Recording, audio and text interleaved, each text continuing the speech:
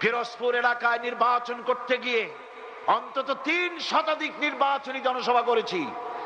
আমি কখনো বলি নাই আপনারা আমারে ভোট দিলে আমি আপনাদের রাস্তা দেব, ঘাট দেব, কলেজ দেব, বিশ্ববিদ্যালয় দেব, গরুর গাড়ির চাকার মতো বিরাট জিলাপি বানায় দেব, মুটকির মতো রসগোল্লা বানায় দেব।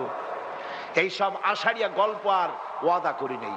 ওয়াদা করেছি আপনারা যদি আমাকে ভোট দেন তাহলে ৩৬টি বছর যে কোরআনের কারিমের কথা বাংলাদেশে এবং বাংলার বাইরে আল্লাহ পাক এ গোলামকে বলার তৌফিক দিয়েছেন, সেই কথাগুলি এবার পার্লামেন্টে বলতে চাই।